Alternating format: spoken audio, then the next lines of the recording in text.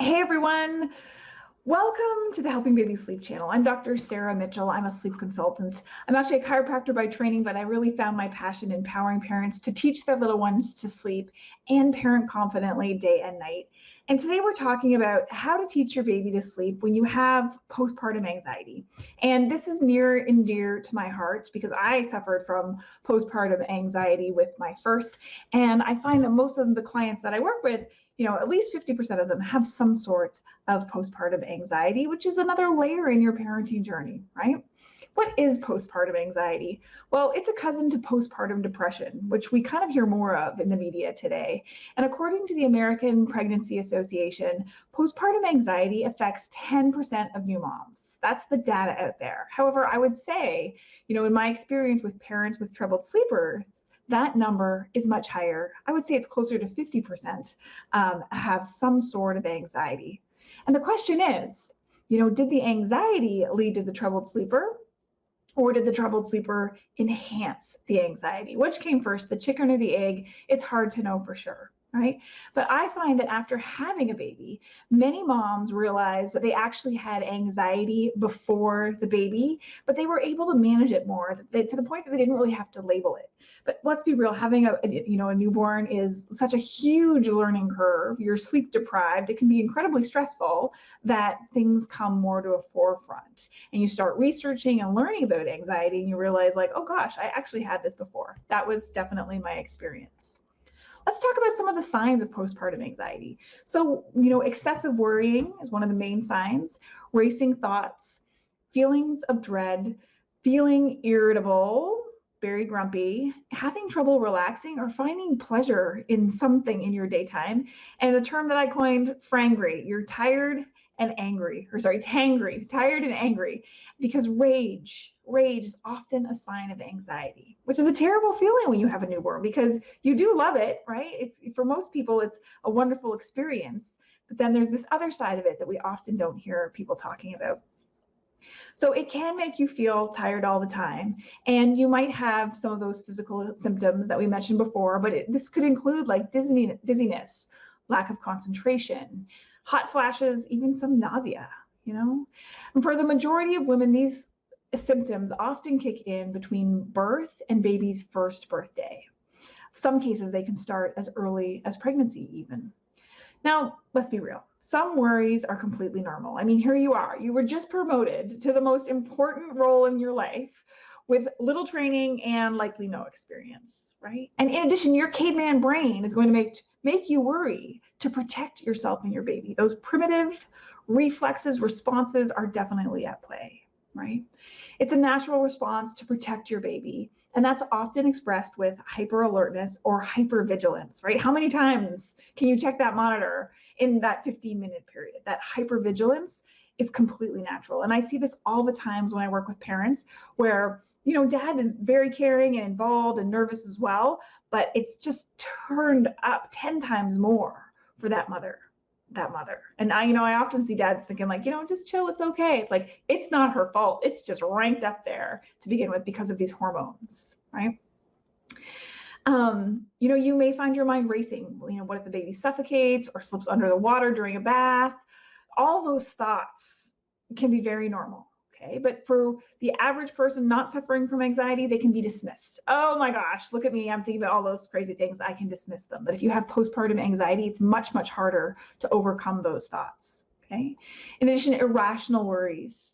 Say you have an intense fear that your baby can't sleep alone in the bassinet. Like that's an intense fear. And then you start going down. What if, she's not getting enough sleep and that's leading to brain development and she's going to be dumb? That's a little bit irrational, right? Those are scary thoughts. Those are more signs of postpartum anxiety. Postpartum anxiety is different than postpartum depression, right? Those with postpartum depression experience extreme sadness or even disinterest in their newborn. But postpartum anxiety manifests as worry, constantly feeling on edge, not being able to sleep because you're so on edge, right? That being said, it's not uncommon that postpartum depression and postpartum anxiety go hand in hand. And about half of the women who have the depression also have the anxiety. Now, what are the risk factors? factors for this. So postpartum anxiety, it often results from a variety of triggers. So for one thing, we mentioned that huge hormonal shift that's happening, right? Your estrogen and progesterone levels increase 10 to 100-fold during pregnancy, and then they essentially fall off to zero within 24 hours of delivery. Sleep deprivation, absolutely. I was never good with little sleep before kids. Being a new parent, oh my gosh, it will absolutely exacerbate those feelings of anxiety.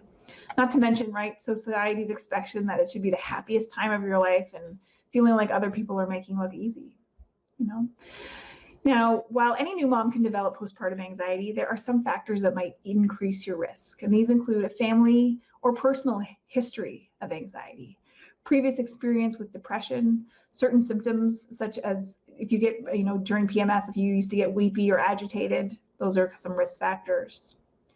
And personality may come into play. Often our moms who describe themselves as type A are more prone to postpartum anxiety. And how long does it last? Well, the usual baby blues, which can last about 2 weeks postpartum, anxiety doesn't necessarily go away on its own. And it's absolutely important to seek help if anxiety is disrupting your sleep and you're constantly preoccupied with worries. What about treatment? Let's go there. Postpartum anxiety treatment. Obviously, we want you talking to your healthcare provider. Maybe you're getting therapy. Maybe you're getting medication, right? None of us want to be taking medication, but if your mental health is being affected and your ability to care for or bond with your baby is being affected, that would at some point could take precedent over the low theoretical risk to your baby of taking some sort of anti-anxiety or antidepressant. Right? Maybe help looks like, talking to a cognitive behavioral therapist who gives you the skills and tools to change the thinking and behavior patterns that can increase the anxiety. Maybe it's meditation, which seems like such a funny thing to say because when you're a new mom, like meditating is kind of one of the last things that you want to think about doing. You'd rather be sleeping during that time. But if you can't sleep because you're so anxious, maybe meditation is the first little baby step that you start. We definitely know that exercise helps anxiety for sure. But again, very hard when you're a brand new mom, right? Maybe you're getting a night doula. Maybe you're getting a babysitter. Maybe you're giving up control, because anxiety often goes with the feeling of being able to control things, right? They often say that depression is looking back and feeling sad, whereas anxiety is looking forward and feeling anxious, which is why they want you to do meditation, because meditation and mindfulness is all about being in the moment and blocking out those feelings and fears of the future or the past. Okay. Now, going back to fatigue, we know that fatigue exacerbates symptoms. So here's the next question. Is your postpartum anxiety being exacerbated by the constant night waking or the time that you're spending rocking or feeding or trying to get your little person to sleep, right? If you've examined all those other things previously, talk to your physician, talk to a therapist, you're working on those things, let me ask you, is it now time to be working on teaching your baby to sleep? And how do you go about that if you're feeling overly anxious already, right? Well, in the newborn stage, that's all about, having someone help you work on the gentle sleep shaping. So maybe in the newborn stage, that might be having a night doula if you could afford it for a few nights. Maybe that's bringing in a relative to sleep in your house and help you manage the baby. So you can at least skip one feeding and get a longer stretch of nighttime sleep in there, right? For babies greater than 4 months of age, they are capable of learning to self-soothe. They are capable. They are capable. And that's another question for you. What are you digesting online? Okay, because there's always going to be people with different opinions than you about just about everything. And there might be no other topic quite so passionate as teaching your baby to sleep, right? There's a lot of people who say it's not possible, that you're hurting them and all this other stuff, right? I wouldn't have done this to my own children if I thought it was hurting them. And I've been through it and I know how happy they are when they wake up after a full night's sleep. Right? And yes, the beginning was hard, but all you have to do is get started and be successful once, and you change your child's expectations of what sleep looks like. But sleep teaching could be harder for you with anxiety. So maybe these are the type of people that I work with that hire a sleep consultant or that come into my online school because they want a community. They want to be able to say, I'm feeling this. This is what my baby did. Is that normal? My baby's doing this. Is yours doing that? Right? And having an expert to say, offer a reasoning in on that or a rationale on that. Right? But you're probably going to need to engage your partner. Right? I just did a home visit with a family who had a pretty strong-willed little person, right? And mom just could not handle the tears. So they had decided before I arrived that mom would go out during that first night and dad and I would do the sleep teaching together. They communicated and talked about what will set them up the best for success and having a plan. Because I can tell you right now, if you think we'll try it tonight and see how it goes, you're not going to be successful because you don't have a roadmap for all the what ifs that will happen when you, or maybe you do. But I want you to do that. You want a plan. Don't just try it on a whim. Don't try it at 2 in the morning because you can't teach a baby something new at 2 in the morning. You need a methodical plan for how things are laid out and how you're going to respond, how much time you're going to give things to work, and what you're going to do if you hit that time by chance. I want you to be prepared. Preparation in my online class is the beginning of step 3, right? What tools do we need? What time do we need? And what's our plan going to look like, right? But sleep teaching is helpful because you see that your baby is capable, right? And you start to have a much more predictable schedule and get over that constant feed of retroactive actions that you're taking that are so stressful, right? So when we do sleep teaching, we teach like a flexible schedule or a rolling schedule. It's like 2 trains going down the road. Your next feed's going to be here, planning it out. Your next nap's going to be here, planning it out. Instead of what I got caught in at the beginning was this whole like trying to read the signs, trying to know when nap time was or feeding time. Is it nap? Is it feeding? I'm not really sure. That just feeds on all the self-doubt that is at the root of a lot of this anxiety, right? So that is hard.